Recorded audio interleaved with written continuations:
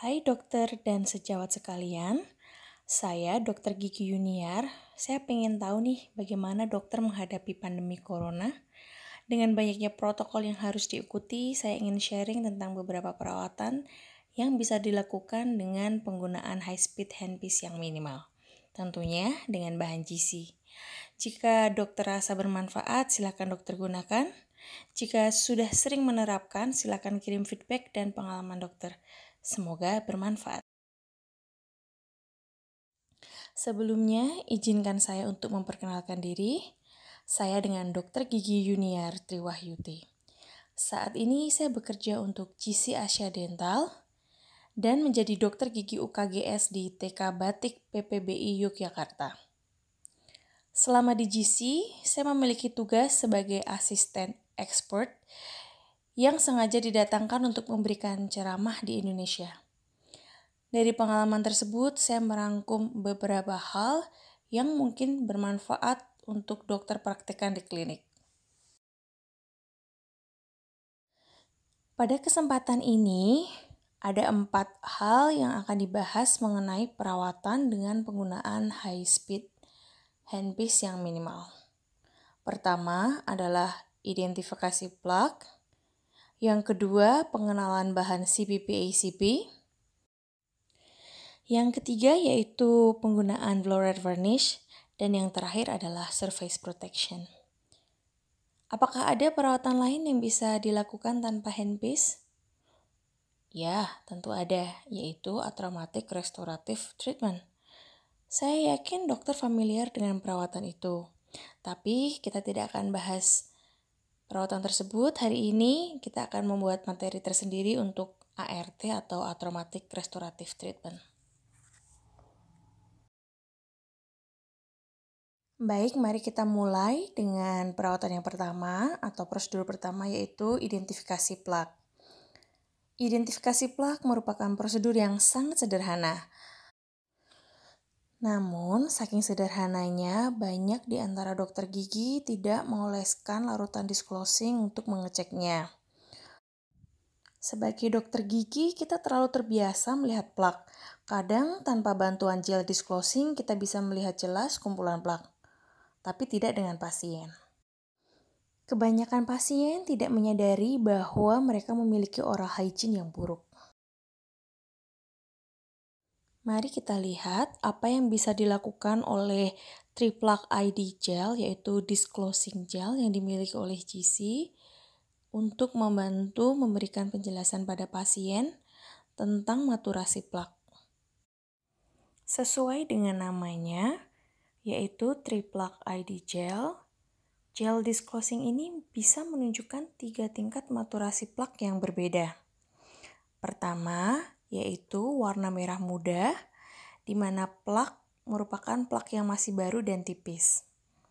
Yang kedua, merupakan warna biru atau ungu, yang berarti telah terjadi penumpukan plak yang tebal dan tidak dilakukan pembersihan selama lebih dari 48 jam.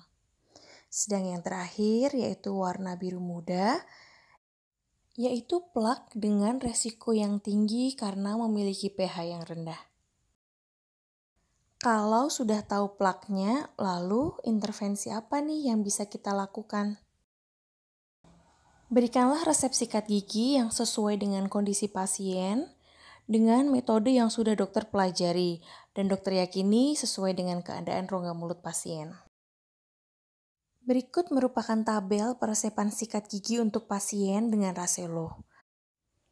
Dokter bisa mengunjungi Instagram GC untuk mengetahui lebih lanjut bagaimana cara meresepkan sikat gigi untuk pasien dengan menggunakan Raselo.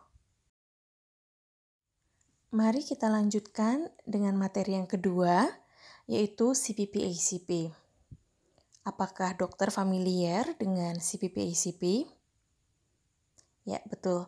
CPP-ACP merupakan singkatan dari kasein fosfopeptide amorphous kalsium fosfat, yaitu molekul kasein yang mampu menghantarkan kalsium dan fosfat yang sangat diperlukan untuk remineralisasi. Sebelum kita membahas lebih lanjut mengenai CPP-ACP, Mari kita lihat bagaimana awal terbentuknya karies. Yaitu demineralisasi.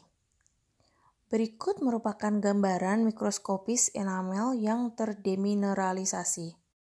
Jika kondisi ini dibiarkan, maka akan terbentuk kavitas. Perlu kita ketahui bahwa demineralisasi adalah proses yang reversible, merupakan pertempuran mana yang paling kuat di antara remineralisasi dan demineralisasi. Proses ini tidak hanya terjadi pada permukaan gigi, namun bisa mencapai struktur yang lebih dalam. Tujuan perawatan pencegahan adalah menjaga lingkungan rongga mulut yang dapat mendukung remineralisasi dan mencegah demineralisasi. Lalu, bagaimana CPP-ACP dapat membantu mencegah demineralisasi? Gambar ini diambil dari seorang pasien yang baru saja mengaplikasikan CPP-ACP.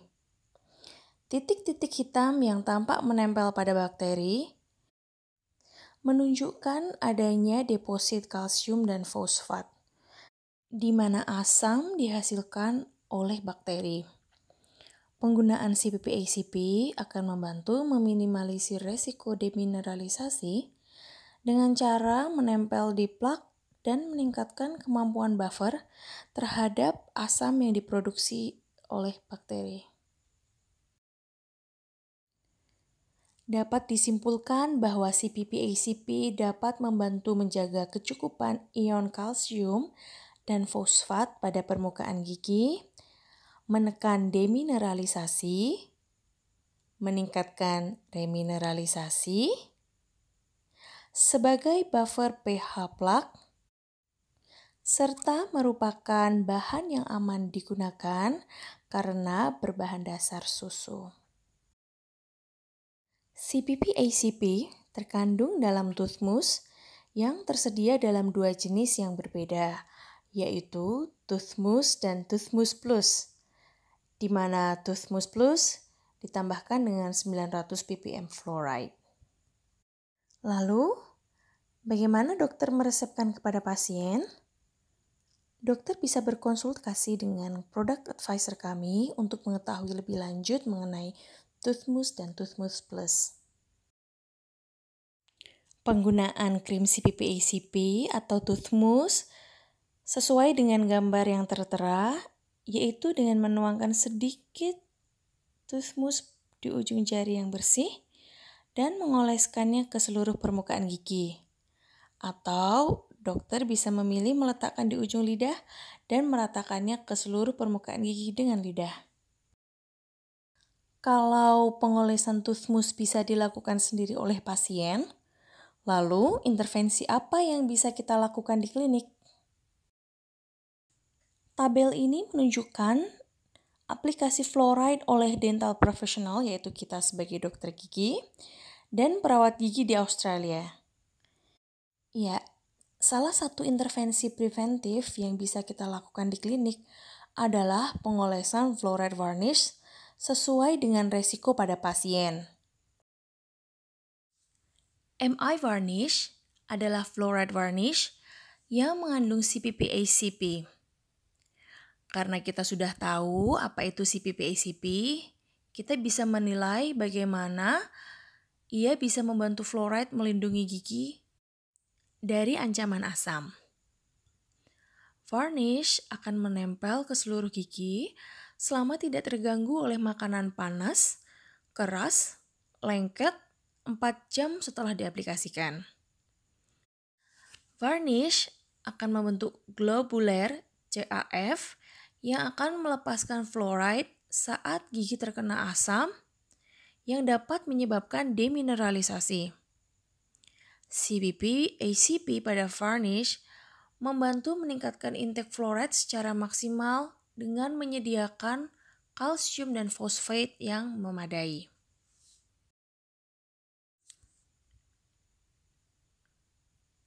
Berikut cara mengaplikasikan MI varnish pada pasien. Yang pertama, bersihkan seluruh permukaan gigi, Lalu keringkan. Buka penutup MI varnish, kemudian aduk dengan brush. Aplikasikan 1 lapis tipis MI varnish dan biarkan setting setelah berkontak dengan saliva atau air. Pasien diminta untuk menghindari makan makanan yang keras, panas, atau lengket. Pasien juga diinstruksikan untuk tidak gosok gigi terlebih dahulu, kurang lebih sampai 4 jam setelah pengaplikasian. Last but not least, perawatan yang tidak memerlukan high speed burr, yaitu surface protection. Pernah tidak dokter menemui pasien belasan tahun dengan gigi molar yang nekrosis dan indikasi cabut? Jika iya, lalu bagaimana perasaan dokter? Kenapa sih kita perlu surface protection? Berbeda dengan visur sealant, di mana tujuannya untuk menutup visur yang dalam, surface protection memiliki tujuan membantu pematangan kristal enamel pada gigi permanen muda. Gigi molar permanen muda memiliki beberapa tantangan yang membuatnya rentan terkena karies, yaitu enamel yang aprismatik, enamel yang belum matur, lamanya fase erupsi, sulit kontrol kelembapan, sebagai retensi plak yang ideal, serta sangat sensitif untuk dibersihkan. Oleh karena itu, surface protection perlu dilakukan. Salah satunya dengan menggunakan Fuji 7 Enhanced Protection atau Fuji 7 EP. Fuji 7 EP merupakan glass ionomer yang diperkuat dengan CPP-ACP. Mari kita lihat animasi ini untuk mengetahui mekanisme kerja Fuji 7 EP pada molar permanen muda. Pengaplikasian Fuji 7 EP pada molar permanen muda dapat menjaga gigi dari serangan bakteri. Menjaga gigi dari asam yang dihasilkan oleh metabolisme bakteri. Fuji 7 EP melepaskan fluoride yang tinggi untuk melindungi gigi. Pengaplikasian Fuji 7 EP memberikan lapisan permeabel yang bisa dilewati kalsium, fosfat, dan fluoride dari saliva, yang bertujuan mematurasi enamel. Artinya, kita tidak bisa melindungi gigi permanen yang belum matur hanya dengan menutupinya. Demikian perawatan surface protection dengan Fuji 7 EP. Jika gigi sudah mencapai oklusi maksimum, tidak perlu khawatir bila mana lapisan GIC mulai terkikis. Terima kasih atas kesediaannya menyaksikan video ini. Saran dan kritik silakan ditulis di kolom komentar.